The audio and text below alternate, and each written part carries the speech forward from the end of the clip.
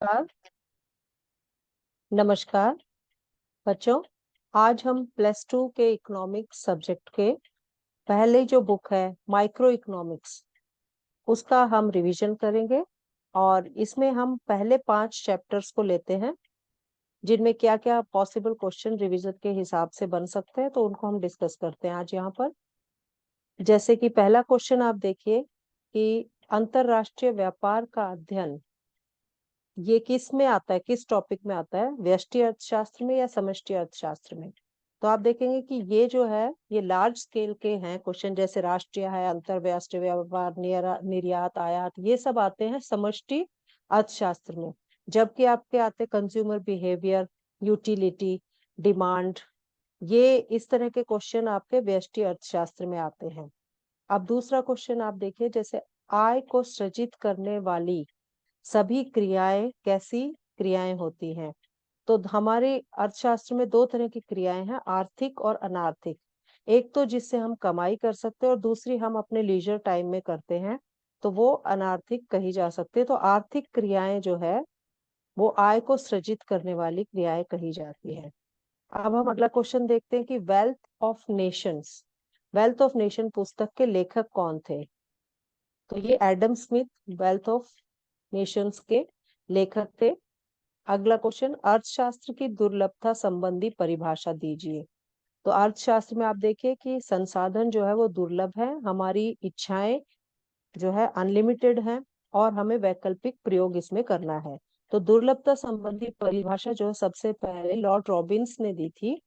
उनके अनुसार अर्थशास्त्र वह विज्ञान है जो विभिन्न उपयोगों वाले सीमित साधनों तथा उद्देश्यों से संबंध रखने वाले मानवीय व्यवहार का अध्ययन करता है। यहाँ पर 3 चीजें आपको मेन पॉइंट्स लिखना।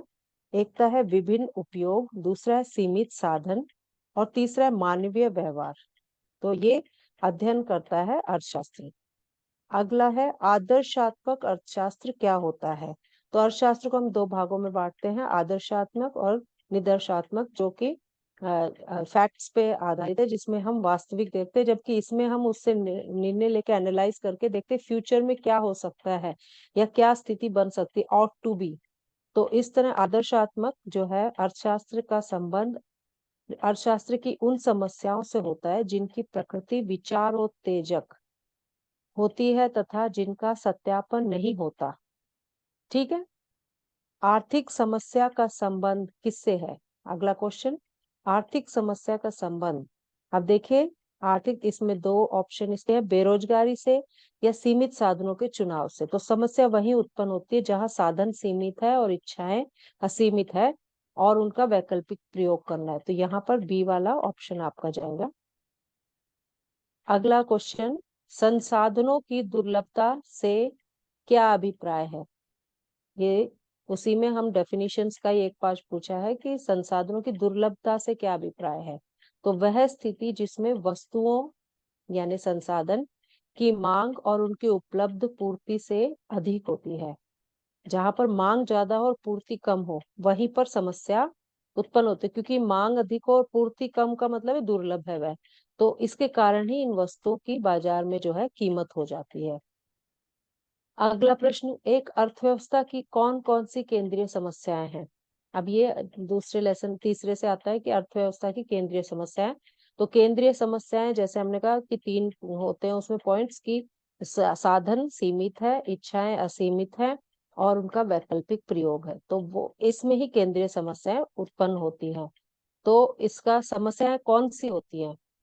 तो ये समस्या है कि क्या उत्पादन किया जाए, कैसे उत्पादन किया जाए, किसके लिए उत्पादन किया जाए। और अगली जो है, जो मॉडर्न इकोनॉमिक्स ने और भी उसके आगे बताई है, चौथी समस्या, 5वीं समस्या, जिसमें ग्रोथ ऑफ रिसोर्सेस वाली भी आ जाती है।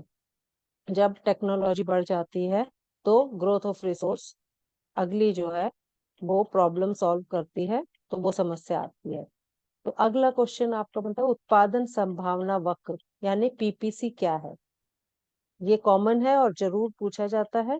तो उत्पादन संभावना वक्र जो है वह है वक्र जो 2 वस्तुओं के विभिन्न जो है संयोगों को प्रकट करता है। 2 वस्तुएं हैं और उनके विभिन्न प्रयोग जो है वो एक ही सीमित आय में जो है विभिन्न उपयोगों को दिखाता है जिनका उत्पादन दिए हुए साधनों द्वारा किया जा सकता है। ये उत्पादन संभावना वक्र दिखाया जाता है और ये कॉनकेव टू ओरिजिन होता है। इसके हम डायग्राम पीछे आगे बताएंगे आपको। संभावना वक्र का डायग्राम। अगला क्वेश्चन पड़ता है उत्पादन संभावना वक्र का ढलान क्या दर्शाता है। अब कैसा होता है ये तो मैंने बता दिया कि ये कॉनकेव टू ओरिजिन होता है, लेकिन ये ढलान क्या दिखाता है, ये क्यों गोलाई में क्यों होता है, इसका क्या कारण है कि उत्पादन संभावना वक्र के ढलान से यह ज्ञात होता है कि निश्चित संसाधनों तथा तकनीक द्वारा एक्स वस्तु और वाई वस्तु के उत्पादन की क्या विभिन्न संभावनाएं हो सकती है। मतलब कितनी हम पॉसिबल जो है उनके अलग अलग ऑल्टरनेटिव जो है चेंज करके उनका कॉम्बिनेशन बिठा सकते हैं उसी एक सीमित जो है आय में। तो वो उत्पादन संभावना वक्र दिखाता है। अगला क्वेश्चन है किन कारकों के कारण उत्पादन संभावना वक्र का स्थान परिवर्तित हो सकता है। यानी जो ओरिजिनल पोजीशन है उससे लेफ्ट की तरफ या राइट की तरफ वो शिफ्ट हो जाता है पीपीसी कर्व, तो वो किस कारण से हो सकता है। तो अगर वो राइट की तरफ शिफ्ट होता है तो वो क्या दिखाता है, उत्पादन संभावना वक्र का स्थान परिवर्तित या सरक जाना तब होता है जब कारण क्या है कि संसाधनों में वृद्धि या कमी होती है। तकनीक से जो है परिवर्तन, तकनीक परिवर्तन से, अगर तकनीक परिवर्तन होके उसके अच्छे परिणाम, हाई टेक्नोलॉजी हम यूज कर रहे हैं तो उससे वो दाई तरफ हो जाता है, और अगर पूरी तरह हम उसको इस्तेमाल नहीं कर पा रहे जो हमारे संसाधन है तो वो फिर बाई तरफ खिसक जाता है। अगला क्वेश्चन है अवसर लागत की परिभाषा दीजिए। अवसर लागत क्या है, अपॉर्चुनिटी कॉस्ट जो हम कहते हैं। तो अवसर लागत किसी आर्थिक वस्तु या साधन के दूसरे सर्वश्रेष्ठ उपयोग या अवसर या त्यागे गए विकल्प का मूल्य है। हम एक से दूसरे में शिफ्ट करते हैं, जो हमने त्यागा है वो उसका मूल्य जो है वो अवसर लागत कही जाती है। अगला क्वेश्चन उपभोक्ता के संतुलन बिंदु कब होता है। उपभोक्ता का संतुलन बिंदु, तो तीन ऑप्शन अगर दिए हो या चार ऑप्शन दिए हो तो सही आपका ये है, बीच वाला पॉइंट जो है वो आपका सही है, P X upon is equal to P X upon P Y. अगला क्वेश्चन है सीमांत उपयोगिता मार्जिनल यूटिलिटी का समीकरण लिखिए। तो मार्जिनल यूटिलिटी का ये भी समीकरण हो सकता है और ये भी समीकरण हो सकता है। ये दोनों ही स्थिति जो है यहाँ पर देखिए अगली यूनिट चेंज, ये भी आपको change in total utility upon change in quantity दिखा रहा है, तो जो कैलकुलेट होकर जो है आपका अगली जो यूनिट है उनका डिफरेंस दिखाया जाए। तो किसी वस्तु की एक अतिरिक्त इकाई का उपयोग करने से कुल उपयोगिता में जो वृद्धि होती है वो मार्जिनल यूटिलिटी कही जाती है। अगला क्वेश्चन है बजट रेखा। बजट रेखा क्या होती है और ये हम आगे बताएंगे, और इसमें हम देख लेते हैं कि ये ऑप्शंस क्या दिए हैं, नतोदर, उन्नतोदर और सीधी। तो आपका जो है आंसर होना चाहिए सीधी, क्योंकि बजट रेखा जो है डिमांड कर्व की तरह बिल्कुल नेगेटिव स्लोप सीधी होती है वो। तो यहाँ पर कंफ्यूज नहीं होना है, सीधी बजट रेखा सीधी होती है। इसी से रिलेटेड देखिए अगला क्वेश्चन यहाँ आ रहा है कि बजट रेखा और तटस्थता वक्र में क्या अंतर है। कई बार हम कंफ्यूज हो जाते हैं, तो बजट रेखा और तटस्थता वक्र दोनों अलग चीज है। Budget line and indifference curve इसे कहते हैं। तो बजट रेखा उपभोक्ता की दी हुई आय, अब यहाँ देखिए आय है और दो वस्तुएं, तो दी हुई आय, उपभोक्ता दी हुई आय में दो वस्तुओं की दी हुई कीमत पर विभिन्न संयोगों को दर्शाती है। ठीक है। और तटस्थता वक्र क्या दिखाता है कि दो वस्तुओं के विभिन्न संयोगों को प्रकट करता है, और प्रत्येक स्तर पर उपभोक्ता जो है तटस्थ रहता है दोनों वस्तुओं के बीच में, और उसके बाद वो समान संतुष्टि प्राप्त करना चाहता है। दोनों जो ऑप्शंस ऐसे रखता है कि जिससे उसको समान संतुष्टि प्राप्त हो। तो ये इनकी अलग अलग डेफिनेशन है। अब हम देखें तीन वक्र जो हमने यहाँ डिस्कस किए। पहला ये दिखा रहा है बजट लाइन को, जिसका देखिए सीधी है ये रेखा, बजट लाइन दिखाती है। और दूसरी ये तटस्थ वक्र जो आपका इस तरह है, ये कॉन्वेक्स, कॉन्वेक्स टू ओरिजिन है ये। और अगर दूसरी रेखा बनती है तो वो भी इसके पैरेलल ही बनेगी, इसको क्रॉस नहीं करेगी, ना इससे कहीं मिलेगी, वो इस तरह पैरेलल बनती है। और यहाँ पर आपका आता है पीपीसी कर्व, ये देखिए कॉनकेव टू ओरिजिन इस तरह, क्योंकि मैक्सिमम दो संसाधनों का मैक्सिमम यूटिलाइजेशन अगर हम टेक्नोलॉजी करें तो मैक्सिमम यूटिलाइजेशन ये दिखा रहा है, इसलिए इस तरह गोलाकार होता है ये। अगला क्वेश्चन आता है मांग किसे कहते हैं, ये मांग लेसन से है। तो मांग नॉर्मली हम जब मांग को डिफाइन करेंगे तो मांग किसी वस्तु की वे मात्राएं हैं जिन्हें उपभोक्ता निश्चित कीमत पर एक निश्चित समय में खरीदने के लिए तैयार है। यहाँ निश्चित कीमत, निश्चित समय और वस्तु की मात्रा, ये तीन चीज यहाँ पर मायने रखती है, उसे हम मांग कहते हैं। और मांग का जो है, जो यहाँ डायग्राम वो ऐसा बनता है, सीधी लाइन आपकी ये डिमांड कर्व है, नेगेटिवली स्लोप होता है ये। तो अगला क्वेश्चन इसी से रिलेटेड है कि ये जो डिमांड कर्व है नेगेटिव स्लोप क्यों होता है, ऋणात्मक इसका ढलान क्यों होता है। इसका कारण है घटती सीमांत उपयोगिता का नियम। जैसे आय बढ़ती है तो ये आय का प्रभाव है और प्रतिस्थापन प्रभाव है। कीमत घटती है तो उसकी मांग बढ़ती जाती है, या फिर आय अगर बढ़ रही है तो फिर वो उसको कम लगता है कीमत में तो वो ज्यादा डिमांड करता है। तो ये इस प्रभाव से जो है नेगेटिव स्लोप है। प्रतिस्थापन प्रभाव है, नए उपभोक्ता जो है वो जुड़ जाते हैं अगर उसकी कीमत कम हो गई तो। विभिन्न उपयोग, ये भी कारण हो सकता है जिसके कारण मांग वक्र का ढलान जो है वो ऋणात्मक है। अगला क्वेश्चन है मांग को प्रभावित करने वाले कारक। ये इससे मिलते जुलते हैं ऊपर वाले क्वेश्चंस, लेकिन मांग को प्रभावित क्या करते हैं। तो सबसे पहले तो कीमत, वस्तु की कीमत सबसे बड़ी कारण है। उसके बाद उपभोक्ता की आय दूसरा कारण हो सकता है। तीसरा है संबंधित वस्तु, उससे रिलेटेड जो वस्तु है जैसे कि पूरक वस्तु और प्रतिस्थापन वस्तु, तो ये वो कारण भी हो सकते हैं। इनकी कीमतों में वृद्धि या कमी होना भी जो है मांग को प्रभावित करता है। और उसके बाद उपभोक्ता की रुचियां, उसका इंटरेस्ट या आकांक्षाएं, फ्यूचर में एक्सपेक्टेशंस, ये सब कारण है मांग को प्रभावित करने वाले। अगला क्वेश्चन मांग के नियम के अपवाद। अब हम नॉर्मली देखते हैं कि उसका मांग का जो वक्र है उसका ढलान ऋणात्मक होता है, लेकिन कैसे कई ऐसी स्थितियां होती है जिसमें प्राइस, जैसे हम नॉर्मली लेते हैं प्राइस बढ़ने पर मांग घटती है, प्राइस घटने पर मांग बढ़ती है, लेकिन कई जगह ये अपवाद हो जाता है। ऐसे कौन सी स्थितियां हैं जिसमें, तो ये प्रतिष्ठा सूचक वस्तुएं, इन वस्तुओं के संदर्भ में जो है मांग का नियम काम नहीं करता। दूसरी अज्ञानतावश, जो उपभोक्ता का अज्ञानता, मार्केट में उसकी जानकारी ना होना। गिफन वस्तुएं, अब ये कई बार अलग से पूछा जाता है गिफन वस्तुएं क्या होती हैं। तो पहले हम देखे कि मांग जैसी अपवाद में, जहां मांग के नियम का अपवाद होता है तो वहां पर इसका पॉजिटिव स्लोप होता है, जबकि हमने पहले देखा था ये नेगेटिव स्लोप था डिमांड का। तो अपवाद की स्थिति में ये पॉजिटिव स्लोप हो जाता है। अगला क्वेश्चन आता है उसी से रिलेटेड कि गिफन वस्तुएं क्या है। गिफन वस्तुएं निम्न कोटि वस्तुओं से किस तरह भिन्न होती है।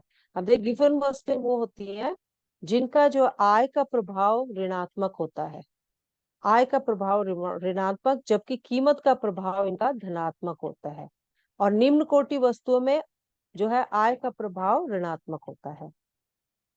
तो यहाँ पर जो है कीमत बढ़ने पर मांग बढ़ती है और कीमत घटने पर जो है मांग घटती है। ये गिफन वस्तुएं होती है। अगला क्वेश्चन पूरक वस्तुएं क्या होती हैं। तो देखिए पूरक वस्तुएं वे वस्तुएं होती हैं जो किसी आवश्यकता को संयुक्त रूप से संतुष्ट करती है, जैसे कि इंक और पेन, कार और पेट्रोल, ये पूरक वस्तुओं में गिनी जाती है। ये उदाहरण देने से हम उसके जो है क्लियर हो जाती है कि एक की मांग जो होती है वो तो दूसरे की कीमत में ऋणात्मक संबंध होता है यहाँ पर। जबकि स्थानापन्न वस्तुएं क्या होती हैं, वो एक को जो है प्रतिस्थापन जो वस्तुएं सब्स्टिट्यूट कर देती हैं, कि वे वस्तुएं जो एक दूसरे के लिए प्रयोग की जाती है, जैसे चाय और कॉफी, अगर चाय नहीं तो कॉफी यूज कर सकते हैं, मिरिंडा और लिम्का। तो ये जो एक वस्तु की मांग व दूसरी वस्तु की कीमत, दोनों में जो है धनात्मक संबंध होता है इसमें। अगली है कि सामान्य वस्तुएं क्या होती है। मांग के नियम में हम ये मान के चलते हैं कि वस्तु ये उन्हीं चीजों पे लागू होता है जो सामान्य वस्तु हैं।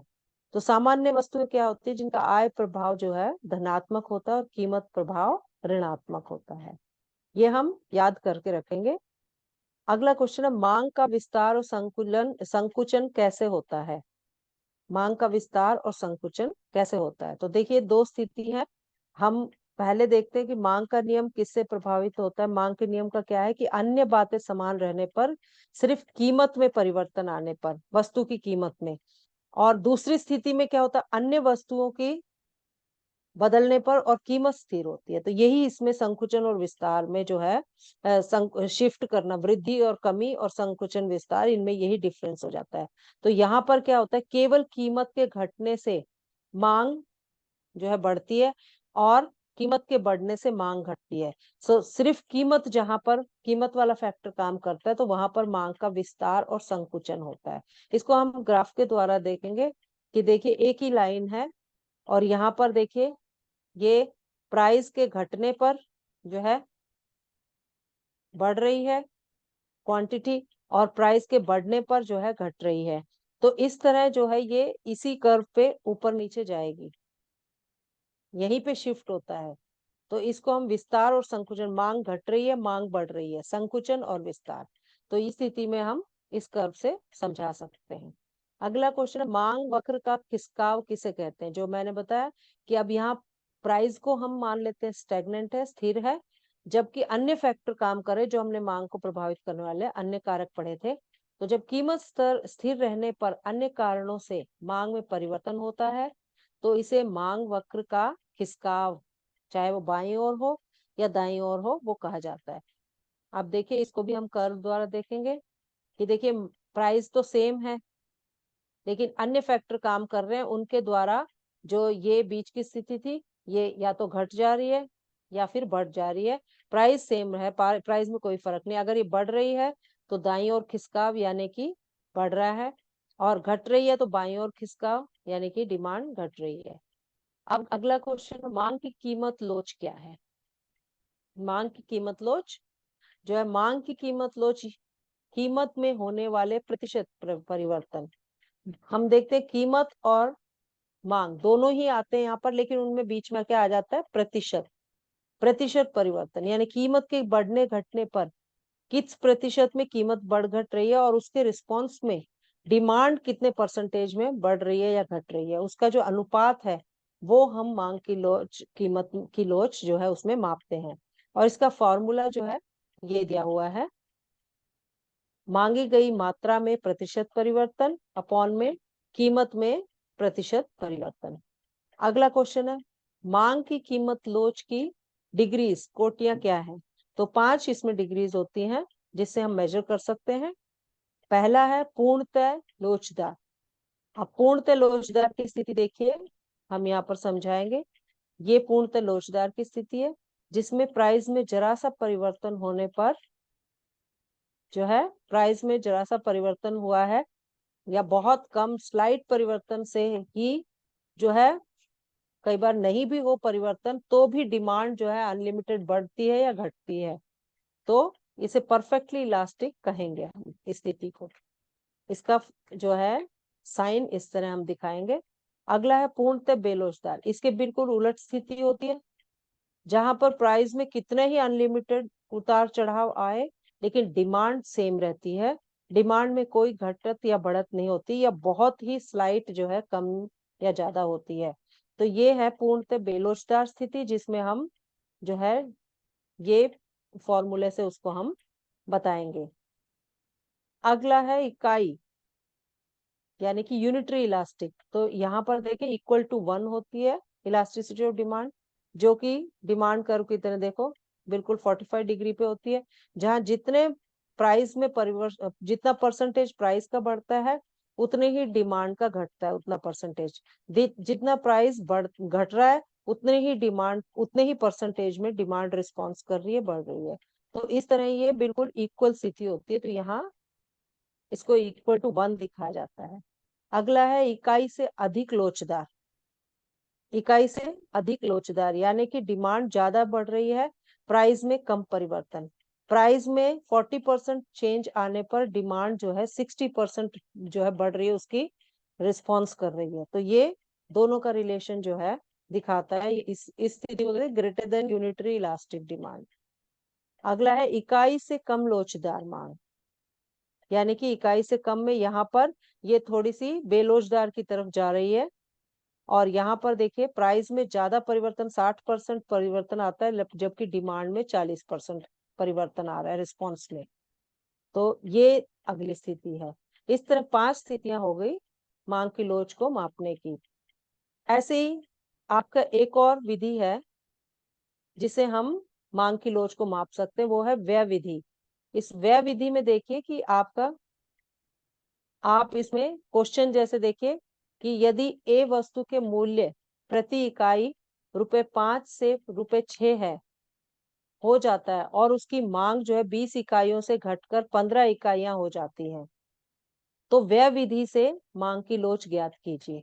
अब इसमें आप क्या करेंगे, 5 से 6 जैसे हो रहा है, तो यहाँ देखिए कि प्राइस जो है मूल्य बढ़ रहा है और यहाँ इकाइयां घट रही है, तो आप यहाँ इसको मल्टीप्लाई करके देखेंगे। पहले 5 की 20 इकाई से और 6 को 15 इकाई से मल्टीप्लाई करके देखेंगे, और फिर देखेंगे कि जो टोटल व्यय है वो आपका बढ़ रहा है या घट रहा है।